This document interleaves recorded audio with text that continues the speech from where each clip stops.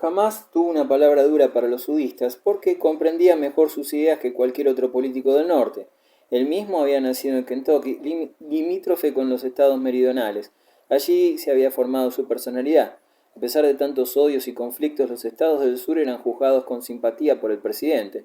Nunca mantuvo rencor contra los rebeldes, ya que, de hecho, aquel hombre no sabía odiar y rechazaba de plano cualquier venganza, lo más estéril y perjudicial en su opinión.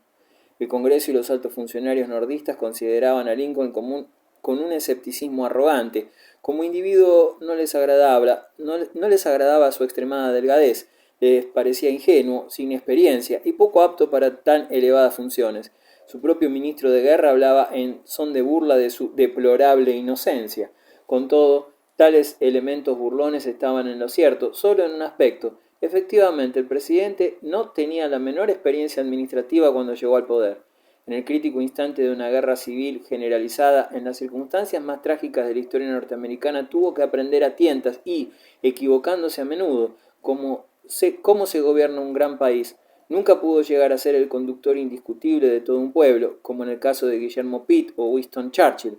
El propio Lincoln lo comprendió así. Conocía sus defectos y sus limitadas cualidades, pero siempre estaba dispuesto a intentarlo todo y sabía extraer autoridad de la grandeza misma de su misión. Estalla la guerra.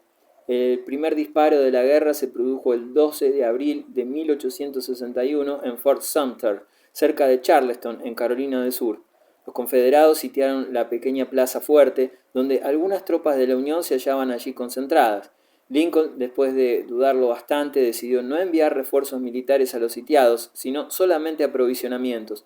Los confederados decidieron entonces bombardear la posición y tomarla por la fuerza. El comandante nordista de la guarnición se vio obligado a capitular después de 2 días de incesantes combates. Los cañones de Fort Sumter se diría que habían tocado a rebato de tal modo que en lo sucesivo ya no era posible retroceder. Lincoln solicitó al Congreso 75.000 voluntarios para un periodo de 3 meses. Los estados del sur consideraron esta petición como una declaración de guerra. Virginia, Carolina del Norte, Tennessee y Arkansas se negaron a proporcionar un solo hombre para la escandalosa empresa que pretendía oprimir a los estados hermanos del sur y se unieron a la Confederación. A partir de entonces cada cual fue tomando una decisión. 23 estados contra 11, 22 millones de hombres contra otros 9 millones, los azules y los grises. Iniciaron su marcha hacia los campos de batalla y comenzó la guerra civil. Los estados del sur creían posible separarse de la Unión sin dificultad, fundar su propia federación y estructurar su porvenir sobre nuevas bases. Era un grave error de apreciación porque, aunque derecho no le faltaba, los nordistas contaban por su parte con una guerra de unos meses a lo sumo y con una victoria fácil, subestimando gravemente los recursos humanos y la potencia de los sudistas. No imaginaban que aquella guerra de secesión duraría 4 largos años, se extendería a inmensos territorios en el sur y en el oeste, exigiría grandes operaciones, el reclutamiento de enormes ejércitos y asimismo la formación de muchos generales, porque en aquel entonces en Norteamérica apenas había estrategas competentes. El ejército del norte marchó a la conquista del sur. Este reveló que era mucho menos accesible que cuanto había imaginado. La guerra precipitó unos contra otros a ciudadanos de uniforme, a las órdenes de individuos que a menudo no tenían la menor idea de las operaciones militares de gran alcance.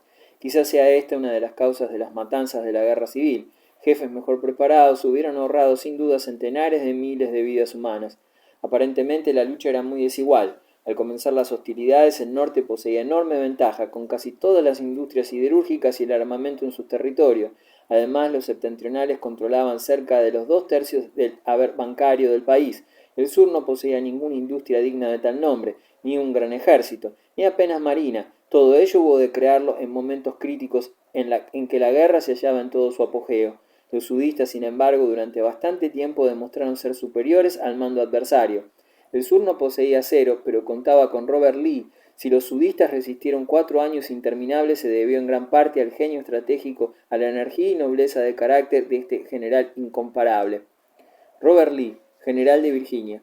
Para los nordistas, uno de los acontecimientos más desagradables del comienzo de la guerra fue la adhesión de Virginia a la Confederación. Por eso Lee se pasó al campo contrario. Se trataba de un soldado de carrera, partidario de la Unión, enemigo de la esclavitud, pero ante todo virginiano. Lincoln se proponía ofrecerle el mando supremo del ejército nordista, pero Lee se puso a disposición de su estado natal, simplemente porque consideraba que era su deber. Abandonó el ejército de la Unión, fue comandante en jefe de las tropas de Virginia y posteriormente, en 1862, de todas las fuerzas confederadas. Robert Lee tenía algunos puntos de contacto con Abraham Lincoln. A pesar de pertenecer a tan distinto origen, las dos figuras señeras de la Guerra Civil norteamericana se parecían por su noble tolerancia, espíritu de conciliación, sentido del deber e imposibilidad de odiar verdaderamente al enemigo, así como en su apacibilidad, benevolencia y talento en considerar los acontecimientos dramáticos del momento con una perspectiva más amplia.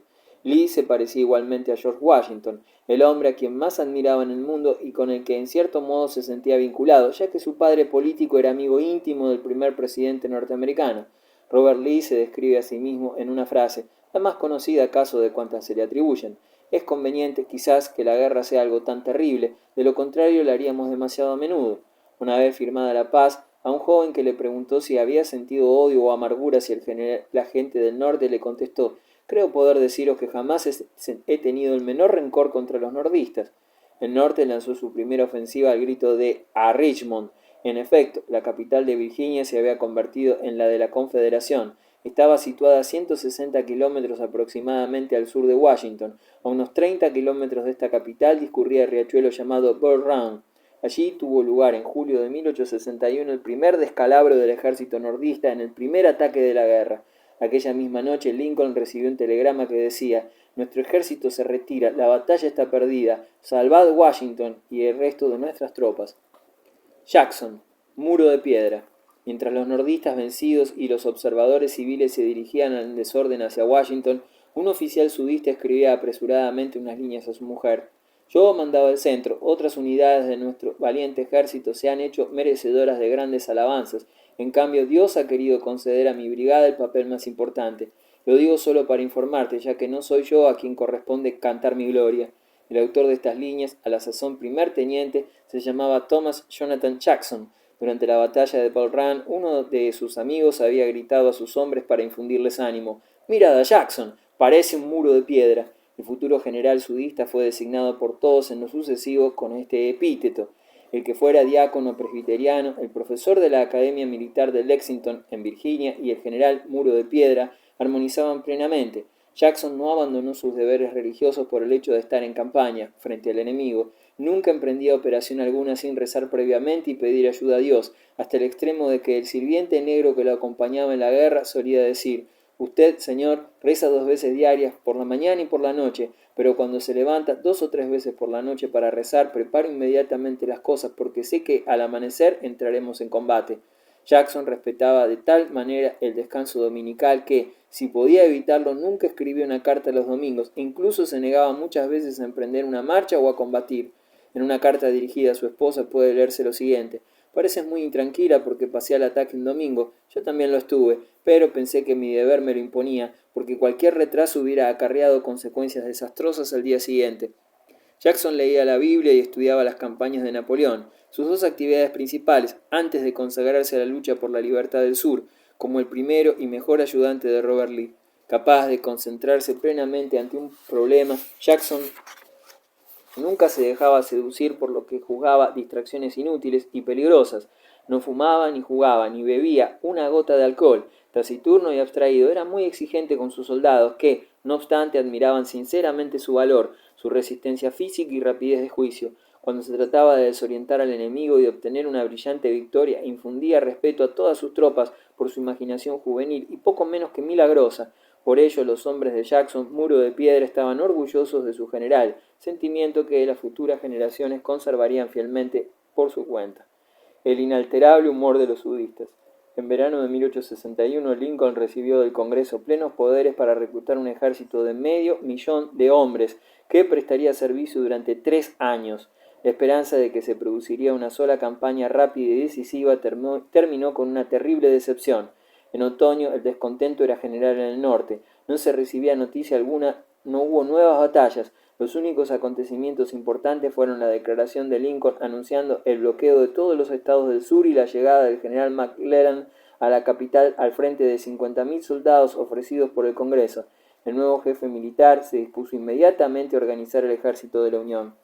McClellan era a propósito para esta tarea. Pronto, la orilla del río Potomac, en la frontera entre Maryland y Virginia, se convirtió en una llanura destinada a prácticas militares en las que el general adiestraba de continuo a sus hombres con todo ahínco.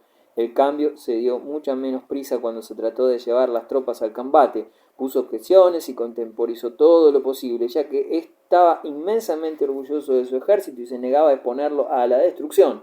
Los jefes hubieron de soportar exabruptos, impertinencias, incluso acusaciones, hasta que en Washington acabaron por perder la paciencia. Los periódicos mostraban en primera página y con elocuente regularidad, que ya se tomaba a burla, el siguiente título: Reina la calma en el Potomac. La opinión pública deseaba que se movilizara al fin el ejército de McClellan y recibir noticias de grandiosos hechos de armas. Lincoln estaba de un humor sombrío. Durante una de sus visitas al campamento de McClellan, dijo a uno de sus compañeros, indicándole las largas filas de tiendas de campaña: ¿Sabéis qué es eso?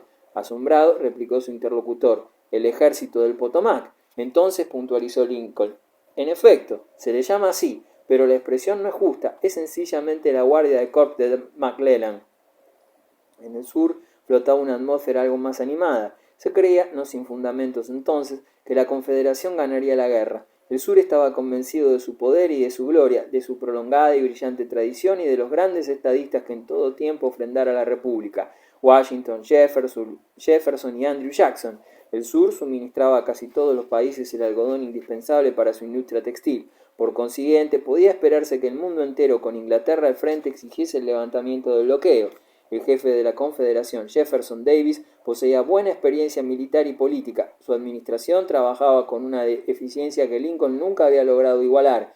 Davis concentró sus tropas para obtener la ofensiva nordista, que creía inminente, y los soldados grises se pusieron en marcha, mal equipados, pero alegres y optimistas, con sus célebres canciones en los labios: Dixie Lorena y Tramp, Tramp, Tramp.